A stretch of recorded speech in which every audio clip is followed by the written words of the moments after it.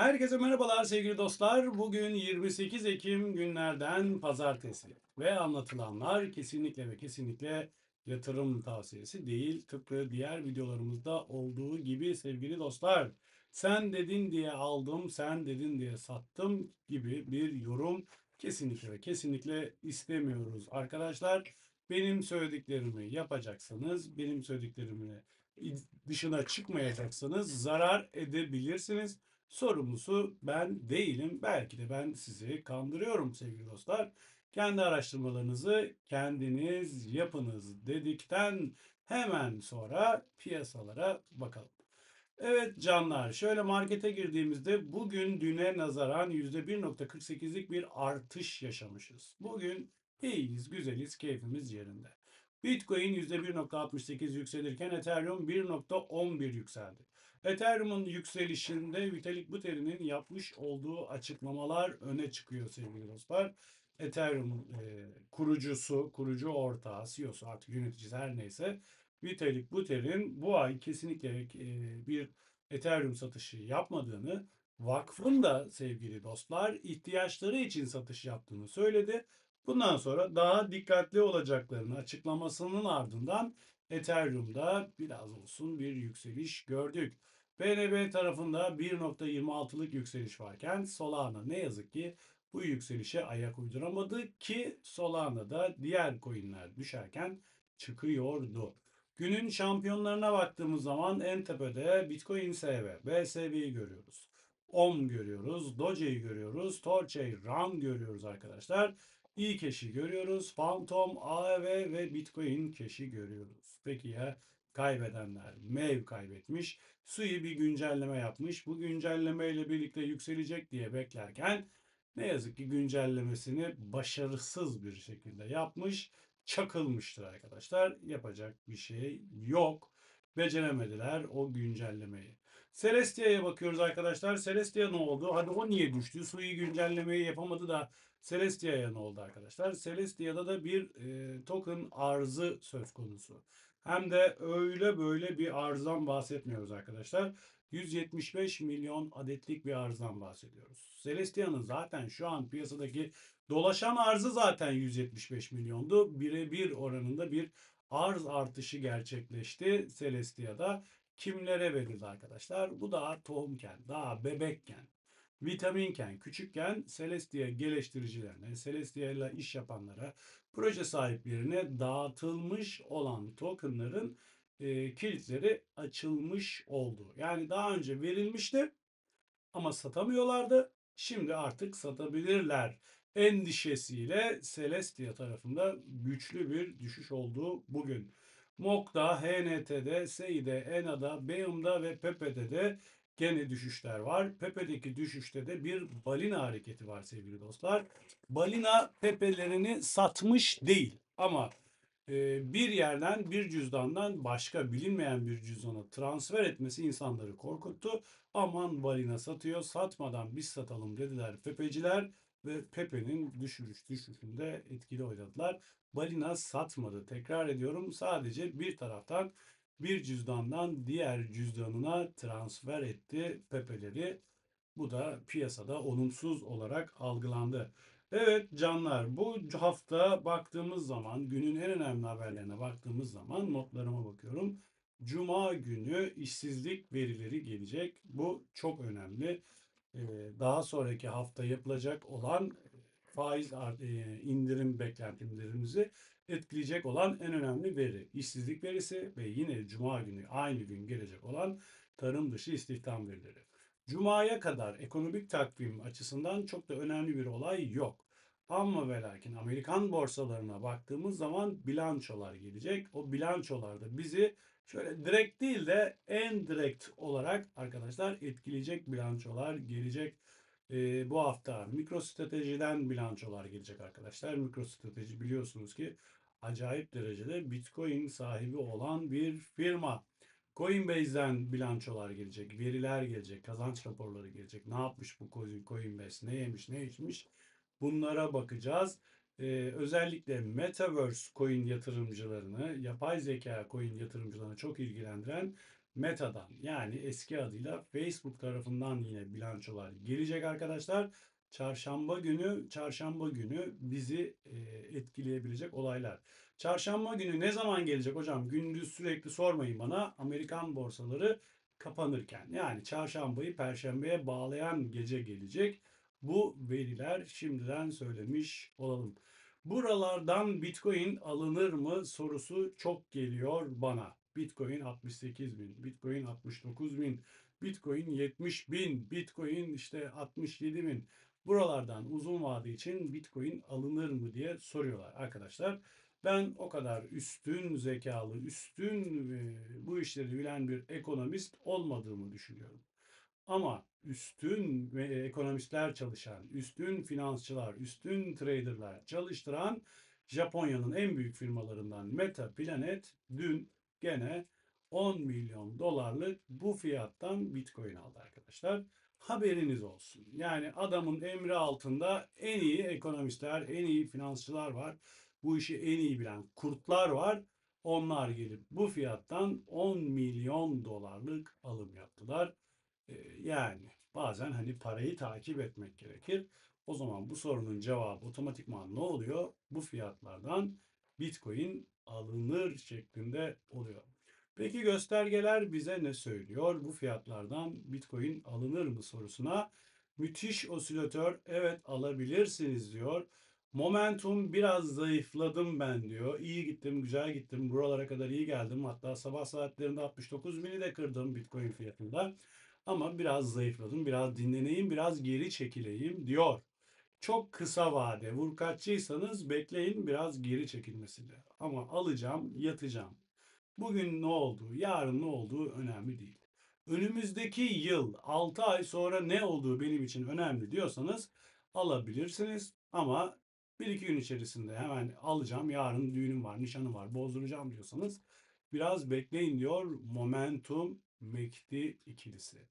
Bu altın ikili biraz bekleyin ufak bir geri çekilme olacak diyor. Hareketli ortalamalara baktığımızda yok öyle bir şey. Geri çekilme falan yok diyor. Her şey yolunda diyor. Hiçbir sorun yok diyor. Hele ki hacim ağırlıklı ortalama eğer şimdi alacaksanız şu anki fiyat 69 bin alacaksanız tabii kar zararın kardeşidir. 66.200'e stopunuzu koyun diyor. 66.200'ün üzerindeyse Bitcoin'de yön ana yön yukarıdır. Hiçbir problem yoktur diyor bize hacim ağırlıklı ortalama. Bitcoin yükseliş için gerekli hacme ben sahibim diyor. Çayımızdan bir yudum alıyoruz. Yola devam, grafiklere devam. Evet, al-sat grafiğimize baktığımızda sevgili dostlarım şuradan gelen bir al sinyali var. Hocam Bitcoin'de al sinyali var mı? Yahu Bitcoin'de al sinyalini 56 binde verdik. Geldi şuraya 65 binlerden sat sinyali geldi ve ardından tekrardan buraya 62 binden yeniden bir al sinyali verdik. Bitcoin'de al sinyalimiz var. Geldi 69 binler, 69.500'lere geldi. Buradaki likidite değerinin bir kısmını aldı. Back testini, geri çekilmesini yaptı ve yoluna devam ediyor. Bakalım 69 bini bu sefer kırabilecek mi? Bunu anlamak için biraz daha kısa vadeye bakalım. Evet bir saatliğe aldık sevgili dostlar. Bitcoin grafiğimizi şurada çok büyük bir likidite vardı. Geldi bir kısmını aldı ve şu an gene buralara geldik. Şu an yine buralardayız. Gene likiditeyi alıyor. Almasını bekliyor muyuz? 69.500'ü kırmasını bekliyor muyuz arkadaşlar? Böyle bir ihtimal kağıt üzerinde var. Ama ve lakin bir de geri çekilme potansiyelimiz var. Öncelikli olarak şu geri çekilme işini bir halledelim. Kısa vadeciler için. Nereye kadar bir geri çekilme bekliyoruz? Burada bir fincanımız var. Doğru mu? Doğru. Bu fincana ne lazım arkadaşlar? Bir kulp lazım. Ve baktığımızda Bitcoin'de sevgili dostlar ben kendi namıma şu bölgelere hani bir geri çekilme olacaksa eğer şu bölgeye, şu bölgeye, şu bölgeye, şu bölgeye, şu bölgeye, şu bölgeye, bu bölgeye yani arkadaşlar 67.900 bölgesine bir geri çekilme beklerim. Bakın. Buradan normal şartlarda aslında baktığımız zaman yukarıya doğru uçup gitmesini beklerim. Bu birinci ihtimal. Şu an maldayım zaten. Öyle ya. Maldayım yani. İçerideyiz. Buradan yukarıya doğru uçup kaçıp gitmesini bekleriz. Buradan yukarı uçup gitme ihtimali %60 gibi görünüyor. Ama bir de B planımız var. İkinci bir plan var. İkinci plan nedir? %40'lık ihtimal nedir arkadaşlar? Geriye kalan 67.900'lere geri çekilecek olması. Geri çekilecekse eğer 67.900'lere, işte 68.000'lere oralara çekilirsek ne yaparım ben? Alım yaparım, ekleme yaparım. Varsa nakitim biraz daha yüklenirim. Bitcoin'de ana yön yukarıdır. Bakın ana yön yukarıdır. Ara yönde aşağıya doğru çekilme ihtimaline karşı ki o geri çekilme ihtimalinin 67.900'ler olduğunu düşünüyorum. Oralara çekilirse bir kurşunum daha var. Atışımı yaparım. Alımımı yaparım. Ana yön yukarıdır. Altcoin'leri dün anlattık. Altcoin'lerde ne beklediğimizi dün anlattık. Anlamayanlar için şöyle farklı bir yoldan gene anlatalım. Bitcoin dominansı. Bitcoin dominansı ne demek? Hiç bilmeyenler için Bitcoin'e giren para demek. Altcoin'lere mi daha çok para giriyor, Bitcoin'e mi daha çok para giriyorun cevabı. Şuradan itibaren Bitcoin'e, altcoin'lere göre daha çok para giriyor arkadaşlar. Yukarıya doğru gidiyor. Bu gidişte, yukarıya doğru gidişte, burası bir tepe, burası bir başka tepe, burası da bir başka tepe, üçlü tepe, dörtlü tepe, hatta beşli tepe olduğunu görüyoruz arkadaşlar. Dip olarak baktığımızda birinci dip, ikinci dip, üçüncü dip, dördüncü dip, beşinci dip, altıncı dip olduğunu görüyoruz. Burada bir formasyon oluşuyor. Dipleri, tepeleri birleştirdiğimizde. Nedir bu formasyonun adı sevgili dostlar? Yükselen takoz. Aşağıdan yukarıya doğru yükseliyor ve bir takoz şeklinde yükseliyor. Yükselen takozdur arkadaşlar. Yükselen takozun ne olduğunu Google'a sorabilirsiniz.